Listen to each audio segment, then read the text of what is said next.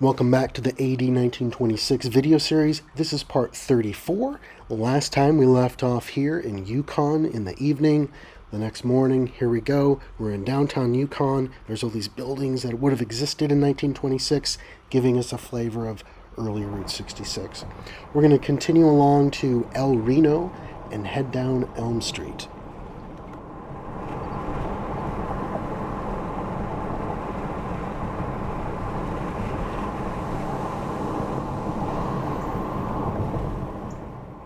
The second alignment of Route 66 stayed straight, but the original Route 66 turned here on Hoff.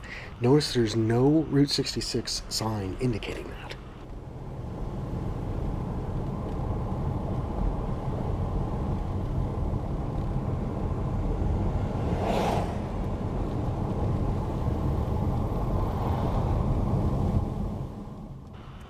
This is still Hoff, just recorded on a different day.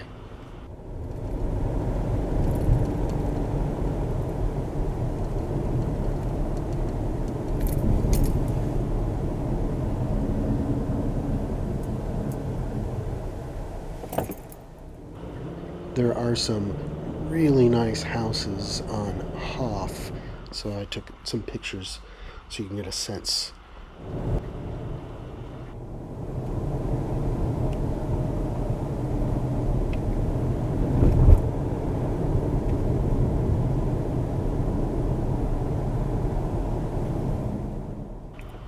Here's another one on the right, some amazing columns.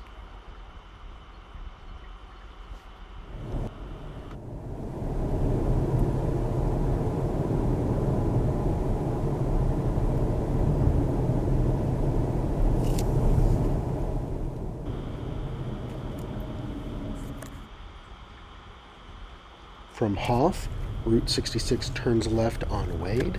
Again, no Route 66 shields indicating that.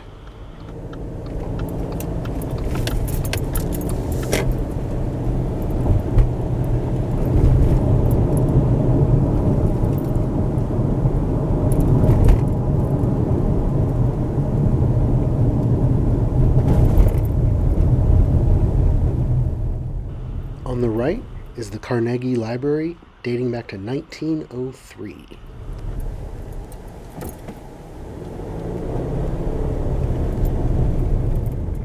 If you remember earlier in the video, the second alignment of Route 66 continued down Elm Street and it turned right on Rock Island. That's this road here, so eastbound Route 66 from 1932 on goes left. So for westbound travelers 1932 and later, this would have been the view coming into El Reno. Then it turned left here on Wade Street. Lots of great old buildings, like old theaters giving inspiration for the show will go on movement, such as the Woods Theater. That's what it was called in 1926, because that's the focus of this video. Here's what it looks like now. I found this old advertisement from 1927, shows the movie, comedy, news, mentions elks quite a bit. Elks seem to be important here in El Reno. This is one of the only neon signs in town. There were two other theaters in town as well at the time. Now, 66 keeps going straight, but on the left, there's a burger joint that dates back to 1926. So, it's right on the 1926 alignment, perfect inspiration for the AD 1926 movement. I'm going to stop inside and get a burger. Now, this is the whole place. It only seats about 12 people, so it really gives a feel of an early diner on 66. So we saw places that people ate or got their entertainment around 1926, but where did they stay? Perhaps here at the Southern Hotel, dates back to 1909. So this connects AD 1926 to the vacancy, no vacancy movement. And then this is what it would have looked like in 1926, according to the National Park Service. Across the street is the Hotel El Reno, another place that maybe early 66 travelers stayed. Now, west of El Reno, this is when the road begins to disappear. In fact, this is labeled as Northwest Jones Road on Google, but there is no sign physically. But it was the original 66 from 1926 to 1930.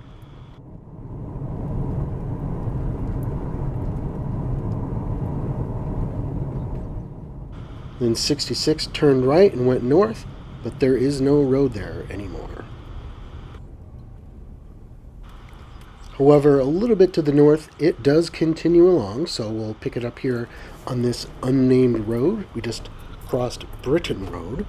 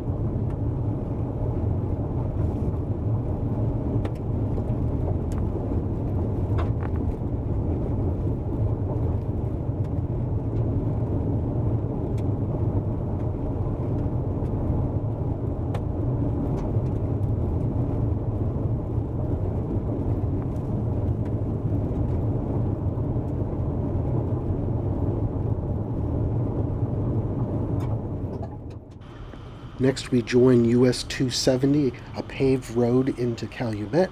There isn't much left here from the era, but I do like this red brick building on the left.